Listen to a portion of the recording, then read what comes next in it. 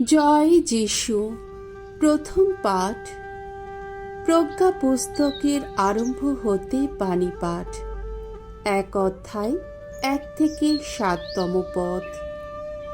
প্রজ্ঞা এমনই এক আত্মিক প্রেরণা যা মানুষের বন্ধুরই মতো। প্রভু সেই আত্মিক প্রেরণা পূর্ণ করে আছে এই বিশ্ব চরাচর। তোমরা এই পৃথিবীতে মানুষকে শাসন করো, বিচার করো যারা, ধর্মনীতি ভালোবেসো। প্রভুর সম্বন্ধে যেমন চিন্তা করা সমীচীন, সর্বদা তেমন চিন্তাই করো এবং সরল চিত্তেই তার অন্বেষণ করো, কেননা তারাই তাকে পায় যারা তাকে করে না যাচাই। তাকে যারা অবিশ্বাস করে না কখনো, তাদেরই কাছে নিজেকে ধরা দেন তিনি। কুটিল চিন্তা ঈশ্বরের কাছ থেকে মানুষকে দূরেই নিয়ে যায়। কেউ তার শক্তি পরীক্ষা করলে তার শক্তি প্রমাণ করে সে কত নির্বোধ। আসলে প্রজ্ঞা দুর্মতি কারো অন্তরে প্রবেশ করে না কোনোদিন। পাপের কাছে বাধা দেওয়া কোনো দেহেও সে বাস করে না কোনোদিন। যে পূর্ণ আত্মিক প্রেরণা মানুষকে সৎ জ্ঞানের দীক্ষা দেয়, সে তো ছলনার কাছ থেকে দূরে দূরেই থাকে।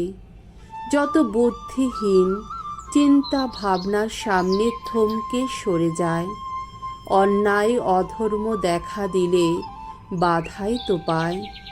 প্রজ্ঞা এমনই এক আত্মিক প্রেরণা, সে যেন মানুষের বন্ধুরই মতো।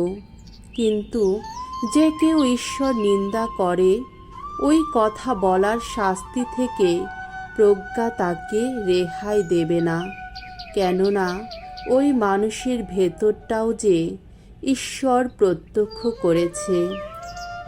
তার মনটা যথার্থভাবেই লক্ষ্য করেছেন তিনি। তার প্রতিটি কথাও শুনতে পাচ্ছেন। আসলে প্রভুর সেই আত্মিক প্রেরণা পূর্ণ করে আছে এই বিশ্ব চরাচর, এক করে রেখেছে সব কিছু।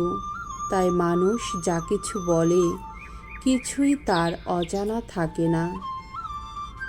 প্রভুর বাণী। ঈশ্বরকে ধন্যবাদ। সামসঙ্গীত 139, 1 থেকে 10তম পদ। ধো, প্রভু চিরজীবনের যাত্রাপথে আমার দিশারি হও। তুমি তো আমায় জানো, ওগো ভগবান, তলিয়ে দেখেছ তুমি আমার অন্তর। আমি কখন যে উঠি, কখন যে বসি, তুমি তো সবই জানো। আমার মনের কথা দূর থেকে বুঝে ফেলো তুমি। আমি কখন যে চলি, কখন যে শুই, সেদিকে তুমি লক্ষ্যই রাখো।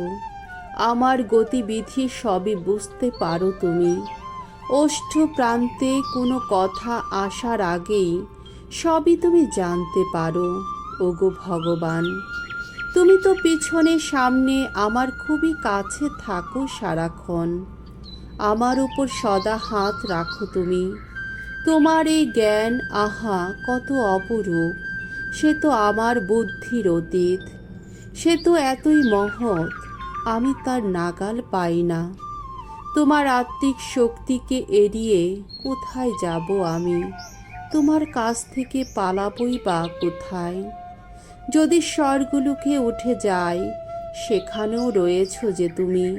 যদি অধোলোকে নেমে যাই, সেখানেও সামনে যে তুমি। প্রত্যুষের পাখায় ভর করে যদি উড়ে চলে গিয়ে আমি বাসা বাঁধি পশ্চিম সাগরের পরপারে, সেখানেও তোমার হাত আমাকে দেখিয়ে দেবে পথ। আমায় রাখবে ধরে তোমার ওই ডান হাতখানি। বাণী বন্দনা। জয় জয় প্রভুর জয়। সংসারের আকাশে তোমরা জ্যোতির্ময় তারা, মানুষের সামনে তোমরা জীবন বাণীর বাহক। জয় জয় প্রভুর জয়। মঙ্গল সমাচার, লূক রচিত মঙ্গল সমাচার, 17 অধ্যায় 1 থেকে 6তম পদ। যে যতবার অন্যায় করে অনুতপ্ত হবে, ততবারই তাকে ক্ষমা করতে হবে। যিশু একদিন তার শিষ্যদের বললেন, এমনটি হতেই পারে না যে মানুষের পতনের কারণ ঘটবে না, কিন্তু হায়রে তেমন লোক যার জন্যে তা ঘটে। তেমন লোকের গলায় জাঁতাকলের ভারী পাথরটা বেঁধে যদি তাকে সমুদ্রে ফেলে দেওয়া হতো, তাহলে এই তুচ্ছ মানুষদের একজনেরও পতন ঘটানোর চেয়ে তার পক্ষে সেটাই বরং ভালো হতো। তাই নিজেদের সম্বন্ধে সতর্ক থেকো তোমরা।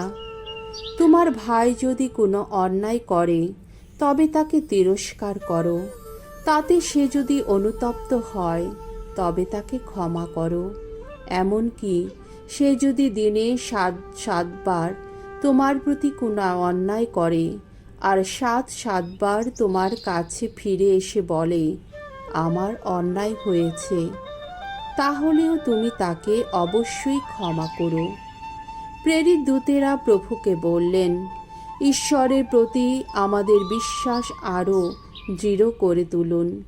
উত্তরে প্রভু বললেন, তোমাদের অন্তরে যদি সর্ষে বীজের মতো এতটুকু ঈশ্বর বিশ্বাসও থাকত, তাহলে তোমরা তো এই তুঁত গাছটাকে বলতে পারতে, তুমি এখান থেকে নিজেকে শেকড় শুদ্ধ তুলে নিয়ে গিয়ে সমুদ্রের মাঝখানেই বসাও, আর গাছটাও তখন তোমাদের কথা মেনে নিত। প্রভুর মঙ্গলময় বাণী। খ্রিস্ট প্রভু তোমার প্রশংসা হোক।